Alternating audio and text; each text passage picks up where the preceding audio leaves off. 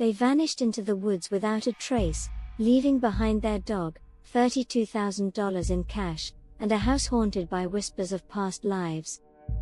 What really happened to the Jamison family? And could their disappearance be tied to memories that didn't belong to this lifetime? In October 2009, Bobby and Sherilynn Jamison, along with their 6-year-old daughter, Madyson, vanished from the face of the earth in the remote woods of Oklahoma. Their pickup truck was found abandoned with their belongings inside, wallets, IDs, GPS, and $32,000 in cash. No signs of struggle. No messages. No goodbyes. It would take 4 years before their skeletal remains were found, just 3 miles from where their truck was discovered. But even then, the cause of death could not be determined. This was more than a disappearance. It was a mystery soaked in the unexplained.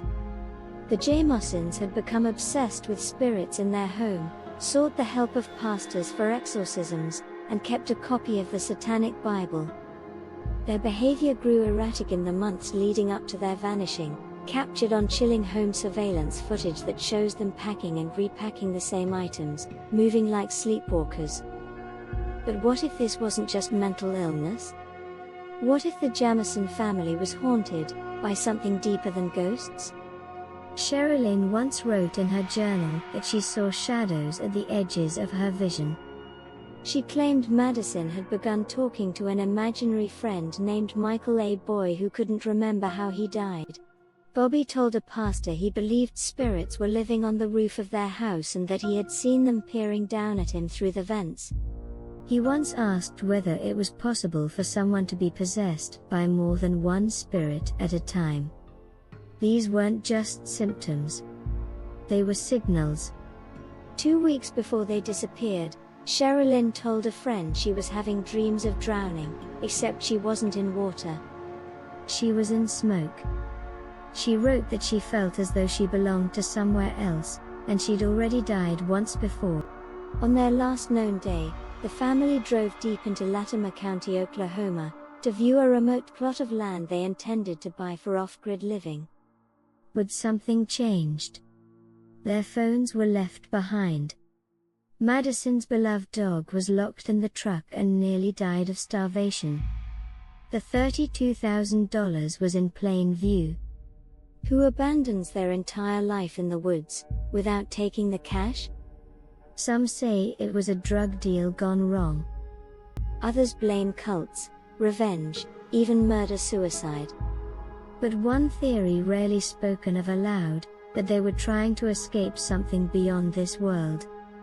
A paranormal investigator reviewed the home footage and claimed the Jamisons were under a psychic trance. He pointed to their vacant eyes, slow robotic movements, and repeating gestures.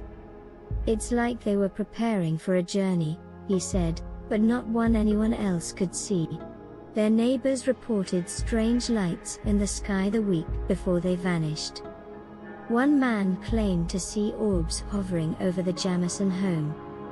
He thought it was a drone, until it moved straight upward and vanished in a blink. Sherilynn's best friend later revealed that Sherilynn once confided in her that she believed Madyson was the reincarnation of a child lost in a fire. A boy who had died in the same region decades earlier. She said Madyson would sometimes cry in her sleep and say, "It wasn't my fault, I just wanted to help them." The Jamisons had recently painted cryptic messages on their storage container. One read, 3 lives. One ending. No return. Another had coordinates that, when looked up, matched the burial site where their remains were eventually discovered. Was this a coincidence? Years later, hikers stumbled upon the remains.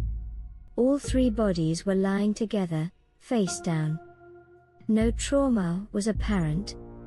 The autopsy was inconclusive. Some believe they simply got lost and died of exposure. But others see a ritualistic pattern, a return to the land where Sherilynn once claimed she remembered something bad had happened, long ago. A regression therapist who reviewed the case posthumously suggested the family may have been experiencing past life bleed-throughs.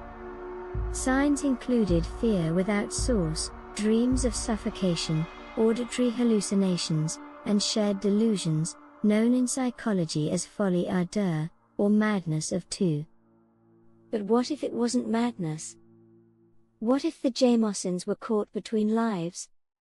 The week before they vanished, Bobby wrote a letter, never mailed, detailing a dream he had of a place filled with fog, silence, and blue shadows. He wrote, "It was like being underwater, but I could breathe. Sherilynn was there. Madyson too. Only we weren't who we are now."